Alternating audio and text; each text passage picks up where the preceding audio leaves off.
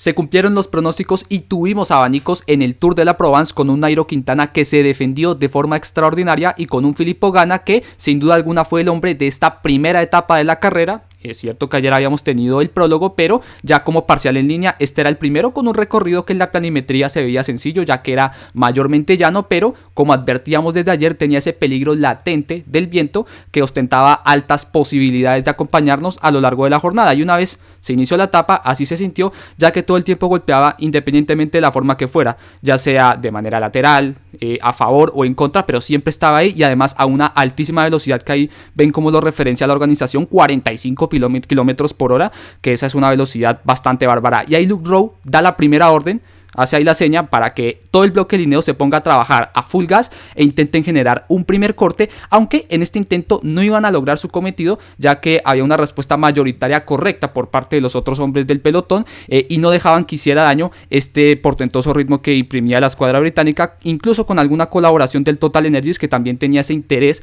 en romper al lote. Y ahí, como se pueden fijar también, incluso en esos otros elementos al lado de los árboles, se notaba mucho la dureza con la que en sí golpeaban estos vientos. Y como no fueron capaces de hacer un daño significativo, decidieron levantar el pie del acelerador, recuperar un poco y esperar a este cambio de dirección a 84 kilómetros para hacer un segundo intento con Filippo Ganna, que se acomoda al costado izquierdo de la carretera para poner al pelotón en fila india y que así el daño que haga el viento pues surta un mayor efecto y tenga ese impacto que estaba buscando el equipo de Ineos Grenadiers. Carapaz y Ludvigson estaban ahí bien acomodados en esas primeras posiciones, protegidos ante el viento para poder entrar en ese corte que a medida de que se iba consolidando pues iba a tener ahí algunas caídas,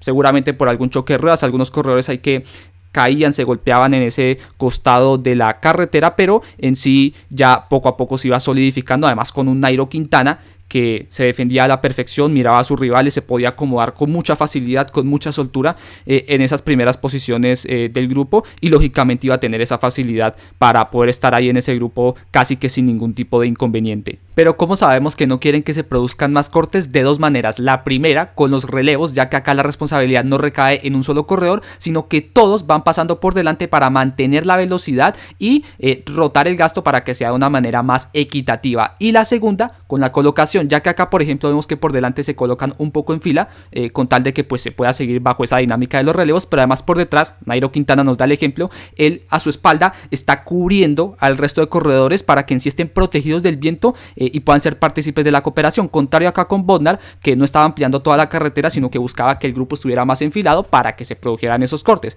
Por ejemplo, en esta imagen acá vemos que no hay ningún beneficio, ya que pues todo el mundo va abierto, no hay nadie que se pueda proteger, y en cambio en este, el compañero de Quintana, el corredor de la Arkea, pues está dándole como la espalda al resto de corredores para que ellos de alguna u otra forma no les golpee tan fuerte el viento. En este punto era importante analizar qué otros corredores estaban por delante. Por ejemplo, teníamos a Matteo Jorgensen, la base del Movistar, Julian Alaphilippe, el campeón del mundo, y el propio Ilan Van Wilder, mientras que por detrás se quedaba un corredor clave para el triunfo de etapa, como era Arnaud Démare. Ese caso sí que es increíble porque Groupama había estado todo el día adelante, reaccionaron bien en el abanico, pero él no estaba tan atento y quedaba cortado en este segundo grupo, obligando a sus compañeros a retroceder para hacer el inútil esfuerzo de enlazar, ya que pues el tren se les había ido en el momento en el que tenían que reaccionar. Y acá empezaba el show de Alaphilippe, que empezaba a tomar estos segundos de bonificación en los sprints intermedios para sacar más diferencia, en especial sobre este hombre, sobre Nairo Quintana, que si bien es cierto no es novedad que se muestre tan sólido y también cuando se producen abanicos,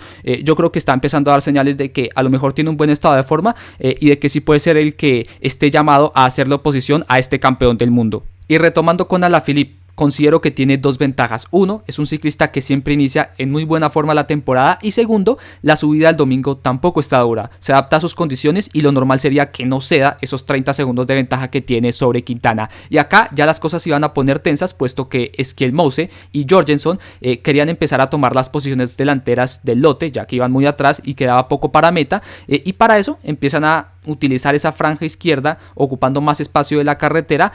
para desplazar próximamente a Ineos del frente, para que pierdan el control, y obviamente los británicos tampoco pueden hacer mucho porque el espacio de la carretera y el número de corredores que hay no es suficiente como para al menos bloquearla e impedir ese avance, aunque pues lo intenten de alguna u otra forma expandiendo ahí las unidades que tenían, contrario a un Ghana que ya estaba mucho más metido en esa zona de influencia. Pero el problema es que viene ahí un cambio de carretera que es mucho más estrecha, donde pues obviamente el espacio se reduce y ahí se rezaga mucho, pierde muchas posiciones Nairo Quintana, y ahí tiene que reaccionar sí o sí, porque cualquier inconveniente que llegue a pasar llegan a acelerar un poquito los Ineos en esas intenciones de recuperar la cabeza del pelotón, y puede quedar ahí totalmente eliminado. Y por eso va a ser básicamente un sprint el colombiano. Ahí va a llegar a una zona de esfuerzo importante con tal de llegar a la rueda de su compañero, volver a retomar esas primeras posiciones del pelotón y así evitarse de cualquier problema futuro que pueda tener. En cambio, Bodnar, que estaba protegiendo a Pierre Latour, que es la base del Total Energies para la clasificación general, ya ve que queda poco para meta y tiene la libertad para intentar el triunfo de etapa, y por lo tanto, aprovechando sus dotes de rodador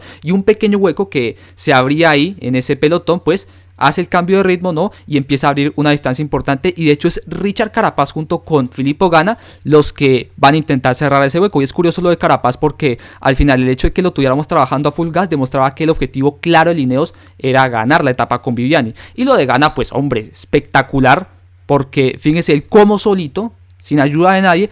él mismo va abriendo un pequeño hueco, le toca todo el tiempo estar mirando para atrás, frenarse un poco, dejar de pedalear porque los está reventando a todos. Y es que igual tiene el motor suficiente si se le da la gana para poder